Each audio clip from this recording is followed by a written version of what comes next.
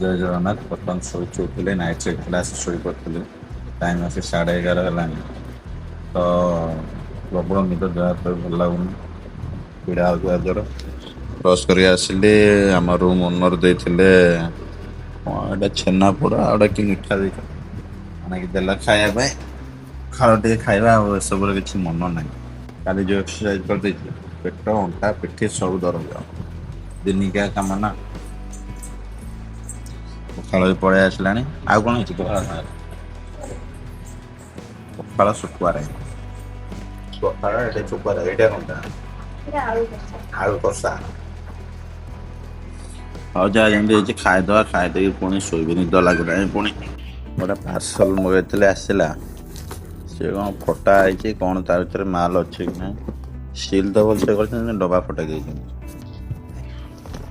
ଦେଖିଆ କାଟିଦେବା ଆଉ, ଫାଟି ଯାଇଛି ତ କାଟିଦେବା ଆଉ।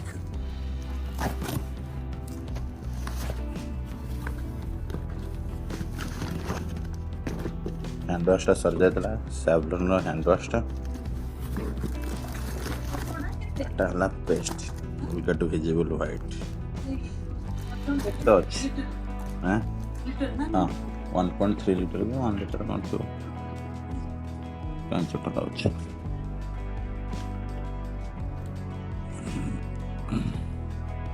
1.3 ଲିଟର। ବର୍ତ୍ତମାନ ଗାଧୋଇକି ଆସିଲି, ଶୋଇକି ଉଠିଲା ବେଳକୁ 3:30 ବାଜିଗଲା। ଖାଇବାକୁ ହେଇଛି ଭାତ, ଅଣ୍ଡା ତରକାରୀ, ଆମ୍ବ, ଶୁଖୁଆ ରାଇ। ପେଟଟା ପୁରା ଦରଜ ହେଇଯାଇଛି। କାଲି ଯେଉଁ ଏକ୍ସରସାଇଜ୍ କଲି, ପେଟ ଛାତି ସବୁ ଦରଜ। ଅଧିକ ଜୋସ୍ରେ ଟିକେ ଏକ୍ସରସାଇଜ୍ କରିଦେଲି ନା। ଖାଇ ପିଇକି ଯିବା ଦୋକାନକୁ, 4ଟା ବାଜିବ ଏମିତିରେ ବି ଯିବା ଆଉ।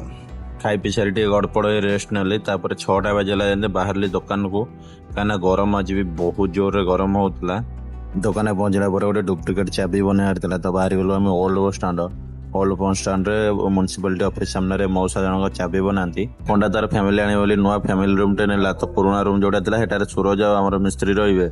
ତ ସେଇ ରୁମ୍ର ଗୋଟେ ଡୁପ୍ଲିକେଟ୍ ଚାବି ବନେଇକି ନେଇଥିଲା କାଲି, କିନ୍ତୁ ସେ ଚାବିରେ ରୁମ୍ ଖୋଲୁନଥିଲା, ଲକ୍ ଖୋଲୁନଥିଲା ବୋଲି ପୁଣି ଥରେ ଆଣିଛି ଦେଖିବା ପାଇଁ। ମଉସାଙ୍କ କତରୁ ବନେଇ ନେଇଯାଇଥିଲା, ତେଣୁକରି ତାଙ୍କ ପାଖକୁ ଆଣିଛି ଦେଖିବା ପାଇଁ। ତ ମୁଁ ବି ବସିଥିଲି, ମୁଁ ଚାଲିଯିବା ବୁଲିବାଲି ଟିକେ ଆସିବା ମାର୍କେଟରୁ। ଏମିତିରେ ଭଲ ଲାଗୁନି, କାହିଁକିନା ବହୁତ ଦେହ ହାତ ପୀଡ଼ା ହେଉଛି। ଚାବି ବନେଇ ସାରିବା ପରେ ଆସିଥିଲୁ ଏ ଇଲେକ୍ଟ୍ରୋନିକ୍ସ ଦୋକାନକୁ। ଗୋଟେ LED ଷ୍ଟ୍ରାପ୍ ଲାଇଟ୍ ନେବାର ଥିଲା, କାହିଁକିନା ଦୋକାନ ସାମ୍ନାଟା ଟିକେ ଲାଇଟିଂ ହେଉନି, ବାଗ ଟିକେ ଅନ୍ଧାର ଅନ୍ଧାର ଲାଗୁଛି। ଆଉ ରୋଡ଼ରେ ଏମିତିରେ ବି ଯିଏ ଜଣେ ଗଲେ ଗୋଟେ ନଜର ପଡ଼ୁନି, ଦୋକାନ ଉପରେ ଟିକେ ଭିତରୁଆ ହେଇଯାଉଛି। ସେଥିପାଇଁ ଭାବିଥିଲୁ ଗୋଲ୍ଡେନ୍ କଲର୍ର ଗୋଟେ ଷ୍ଟ୍ରାପ୍ ଲାଇଟ୍ ନେଇକରି ଦୋକାନ ସାମ୍ନାରେ ଲଗାଇବା ପାଇଁ। ପୁରା ଖୁଣ୍ଟରେ ତ ଲଗେଇବୁନୁ, ଖୁଣ୍ଟରେ ଲଗାଇଲେ ଆକ୍ଚୁଆଲି କ'ଣ ନା, ପାଣି ଫାଣି ପଡ଼ୁଛି ବର୍ଷା ହେଲେ, ତ ଓଦା ହେଇ ଖରାପ ହେବାର ଚାନ୍ସ ଅଛି। ତ ଭାଇ କହିଲେ କି ଭଲ LED ଷ୍ଟ୍ରାପ୍ ଲାଇଟ୍ ଯେଉଁଟା ପାଖାପାଖି 100 ଟଙ୍କା ପଡ଼ୁଛି ମିଟର, ସେଟାରେ 2 ବର୍ଷ ୱାରେଣ୍ଟି ବି ରହୁଛି। ତ ପ୍ରଥମେ ଆମେ ନେଲୁ କେବଳ ଆମର ସାମ୍ନାରେ ଲଗାଇବା ପାଇଁ, କାହିଁକିନା ସାମ୍ନାଟା ଗ୍ଲେଜ୍ ହେଉ, ପରେ ପଛକେ ଆମେ ଦେଖିବା ଖୁଣ୍ଟରେ ନେଇକି ଲଗାଇବା। ତ ଏଇ ଯେଉଁ ଗୋଲ୍ଡେନ୍ କଲର୍ ଆପଣ ଦେଖିପାରୁଥିବେ, ଏଇ ଟାଇପ୍ର, ଏଇଟା କମ୍ ଟଙ୍କିଆଟା। କିନ୍ତୁ ସେ ଭାଇ ଆମକୁ ଦେଖେଇଲେ ଯେଉଁଟା ଭଲ ଆମର ଆସୁଛି 100 ଟଙ୍କା ମିଟର ବାଲା, ସେଇଥିରୁ ଆମେ 5 ମିଟର ନେବାର ପ୍ଲାନିଂ ଥିଲା, କିନ୍ତୁ ସେଇଟା ଥିଲା ଟୋଟାଲି କଏଲ୍ରେ 7 ମିଟର। ତ ଭାଇ କହିଲେ 7 ମିଟର ଅଛି, ନେଇଯାଆନ୍ତୁ, ଆଉ କାହିଁ କାଟିବା। ଦୋକାନ ସାମ୍ନାଟା ଆମର ଥିଲା 14 ଫୁଟ, ଯାହାକି ପାଖାପାଖି 5 ମିଟର ହେବ।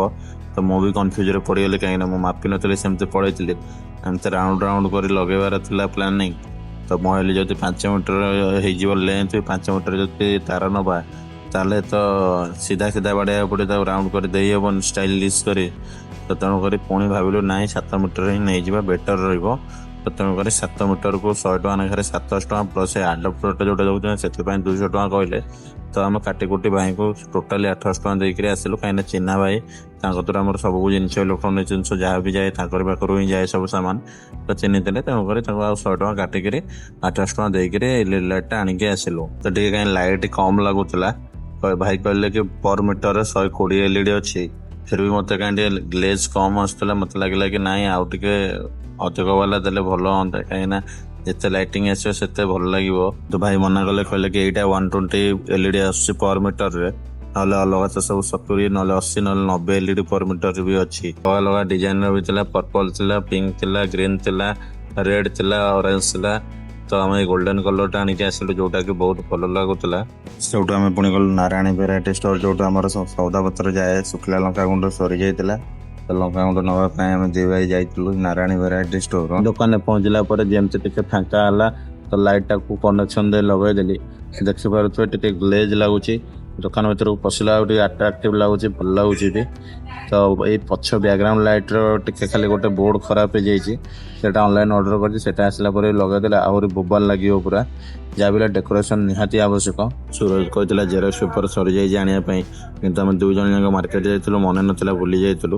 ତ ପୁଣି ବାଧ୍ୟ ହୋଇକରି 8:30 ବେଳେ ଗଲେ ଦୋକାନକୁ ଜେରକ୍ସ ପେପର ଆଣିବା ପାଇଁ। ଦେଖିପାରୁଥିବେ 2 ବଣ୍ଡଲ ଜେରକ୍ସ ପେପର ଧରିକିରି 8:30 ବେଳେ ଆସିଲେ ଦୋକାନକୁ, ପୁଣି ରିଟର୍ନ କଲି। ସାଡ଼େ ଡ୍ୟୁଟି ଯିବାର ଥିଲା, ଏମିତିରେ ବି ଲେଟ୍ ହେଇଗଲା ତା ଚକ୍କରରେ। କିଛି ଅପସନ୍ ନାହିଁ, କାହିଁକିନା ଜେରକ୍ସ ପେପର ବି ସରିଯାଇଥିଲା। ଆମର ଭୁଲ ଥିଲା, କାହିଁକିନା ଆମର ମନେ ହିଁ ନଥିଲା ଆଣିବା ପାଇଁ। ତ ଜେରକ୍ସ ପେପର ଦେଇକରି ଦୋକାନରେ ପୁଣି ଚାଲିଲି ରୁମ୍କୁ। ରୁମ୍ରେ ପହଞ୍ଚିଲା ବେଳକୁ ଟିକେ ଲେଟ୍ ହେଇଗଲା, 8:50 ହେଇଗଲା। ତ ତରତରରେ ଭାତ ବାଢ଼ିକି ଦେଲା ସ୍ତ୍ରୀ ମୋର, ଖାଇ ଦେଇକିରି ବାହାରିଲି ଡ୍ୟୁଟି। ଖାଇବାକୁ ଦେଇଥିଲା, ଭାତ ଦେଇଥିଲା ଆଉ ଅଣ୍ଡା ଭୁଜିଆ, ଆଳୁ ଭଜା ପଖାଳ ସାଙ୍ଗରେ।